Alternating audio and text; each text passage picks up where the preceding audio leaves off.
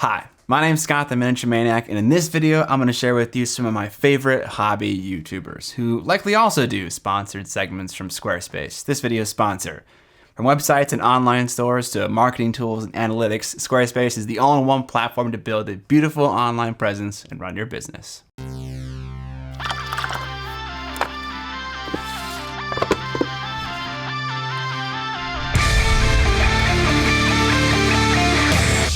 What up, Mini family? The landscape of YouTube has changed drastically for our small hobby. Tons of small creators making diverse and high quality content now exist. There's almost something for everyone, it seems, and it's only going to get better from here. While there are many channels that deserve to get mentioned in this video, I'm going to chat about the ones that might be unknown to you and that I subscribe to and actively watch. So let's get started. In no particular order, the first channel I want to talk about is 52 Miniatures. It might be obvious upon watching Alex's videos why I like them. He clearly has either experience, talent, or both with video making. Video making is a whole slew of skills put together, so that comment really sounds like less than I meant it to be. As a video creator, we need to understand the technical side of camera and sound, the artistic side of lighting and composition, and we need to understand how to organize our words and videos editorially in such a way that conveys our thoughts in a clear and coherent way, all the while being effective at what we're doing in front of camera, in this case, painting miniatures. I can safely say that Alex ticks all those boxes for me while also having a unique style and voice. While his videos are educational, I personally watch them to simply sit and listen to his calm and relaxing narration and visuals. It's absolute eye candy. I'm additionally impressed that being a non-native English speaker, his writing is as good as it is. If you're looking for recommendations on where to start, I think my favorite video of the ones I've seen is his video on the topic of grimdark. I'll link it below along with the channels I talk about in this video. Definitely check out 52 Miniatures, it's absolutely worth your time. Next on my list is Marco Frazone, not just Meca, a native Italian who lives in Ireland. The reason I love Marco's channel is because he seems to approach the hobby from a different angle, as if he learned some different form of art and then transitioned into miniature painting. A lot of the information he shares on his channel is unique. A lot of the time people can make the mistake, myself included, by thinking that their collection of techniques and approaches represent all that there is. It's refreshing to see someone be as confident as Marco is in his unique approach. It's one of the first times in a long time that I've watched a technique-focused video and was excited to try what was being demoed in the video in my own hobby. His videos also reminded me of the fact that there are still entirely new things to learn as opposed to simply refining what I already do. It was a humbling and educating experience. I actually bought the Avalorn Avengers team from Blood Bowl because I was inspired by his speed painting videos around Warcry and wanted to see if, with a similar approach, I could paint a warband size force in 3 to 4 hours. Likely, I'll just get muddled in brushwork and end up taking 30 hours, but it's worth a try. To see a lot of cool, unique techniques, check out a recent video of his where he paints some skeletons. Before moving on to the next YouTuber, let's hear a brief word from our sponsor.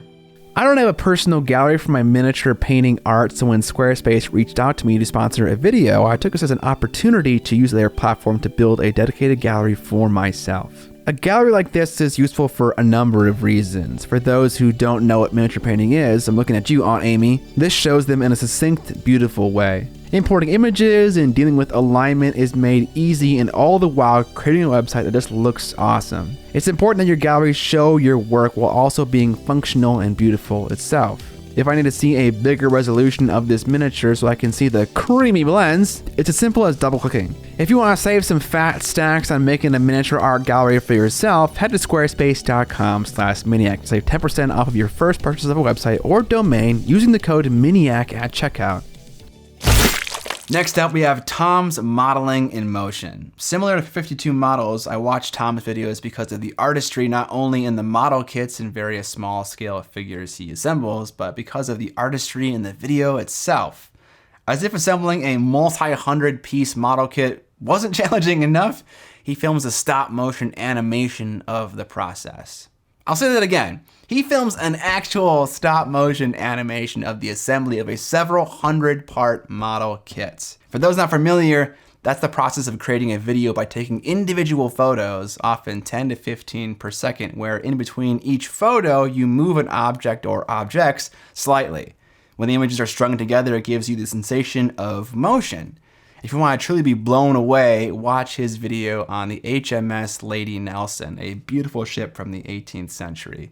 The video is 9 minutes and 12 seconds long, which means he took approximately 5,000 photos to create the animations in that video. While the process isn't necessarily educational, the video and artistry on display is honestly just breathtaking. I know this isn't the case for a lot of people, but of all the places that people find visual entertainment, YouTube for me is the highest. I don't personally watch to learn something new all the time. Bringing us back into the world of miniature painting technique-focused videos is Zoomikito. When I first got started making videos, my goal was to fix a problem I thought existed with the current content, which was essentially brevity and editing. My first 10 or so videos were intentionally scripted, sub 10-minute, technique-focused videos so one could quickly understand the basics of a technique and a little bit extra. I stopped doing that a long time ago in favor of different styles of content, but Simon is taking it to the next level. He has a series of videos on his channel focused around explaining techniques in under 5 minutes, and they are very solid, featuring topics like feathering, shading, edge highlighting, and more. For the viewer with limited time who is likely not watching this video, Simon is your absolute go-to. He also paints like an ace, which is always a nice thing. Additionally, I might have a little bit of beard envy. Last on my list is Nightshift. If you saw my last video recommending YouTubers, which was by this point 3 years ago, it comes as no surprise that I have an interest in watching model kit painters work. What I like about watching videos like the ones that Martin produces is that it opens my eyes to different materials and techniques used by other verticals of this hobby. I find it strange how there seem to be silos that exist, and inside of those silos, specific products that are used. Many painters seem to enjoy the usage of exclusively acrylics, whereas model kit painters like oil and enamel products mixed in with some acrylics.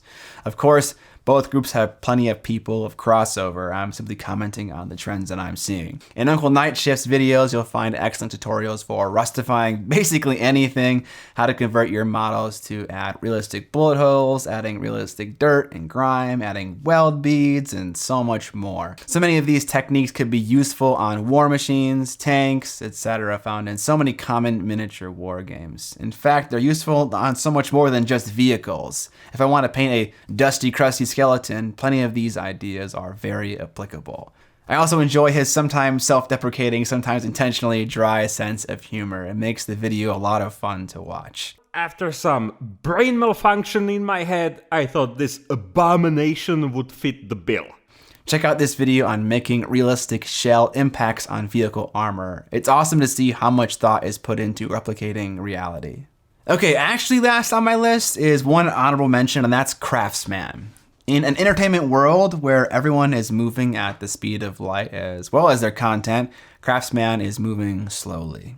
That might sound like a bad thing at first, but it isn't.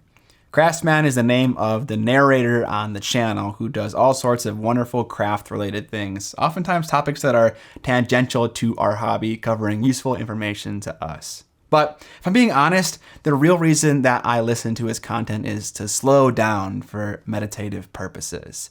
I'm often introspective in a negative way, constantly in my own head, either getting on my case for not being productive enough or not doing the right things with my time. And recently I've discovered the important need to set aside time to yourself to just simply empty your brain and just exist. Craftsman's videos help me do that exactly while also being aesthetically beautiful. The creator obviously has a skill for videography and composition because his videos are very pleasant on the eyes. Be sure to check out his videos where he recreates his workshop in scale. It's so much fun. That's all I have for today, but if you'll allow me, let's get retrospective for a moment. The last 5 years of miniature painting YouTube have been insane.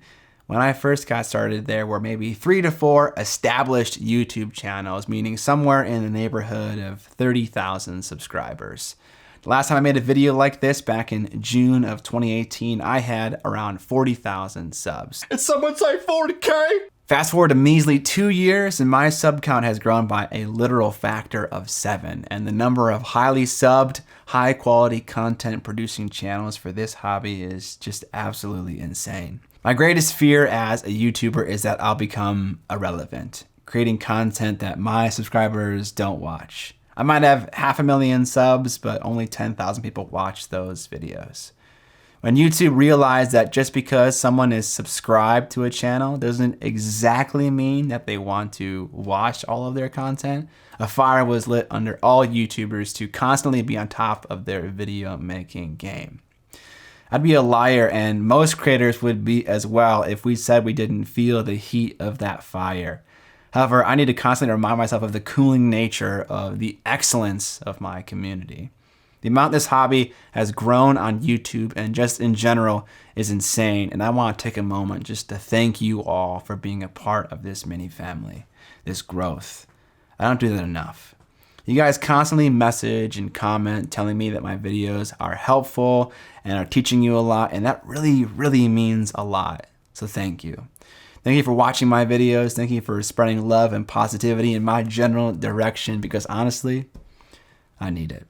That's gonna do it for this video, guys. Hopefully you enjoyed it. If you like the channel and you wanna support it, there are a number of ways that you can do that, namely a Patreon campaign with a bunch of fun rewards, like a Discord server where you can hang out with me any day of the week and chat about your miniature painting projects, or about how I'm obviously reading off of a teleprompter right now. Alternatively, you can buy tools and materials for the hobby from my various affiliate accounts, all things linked in the description. Or you can buy the model that I produce called the Duchess and a digital course that goes along with it, teaching you how to paint it brushstroke for brushstroke. I can't say stroke for stroke because that sounds a little weird. Subscribe or die! And most importantly, don't forget to paint more minis!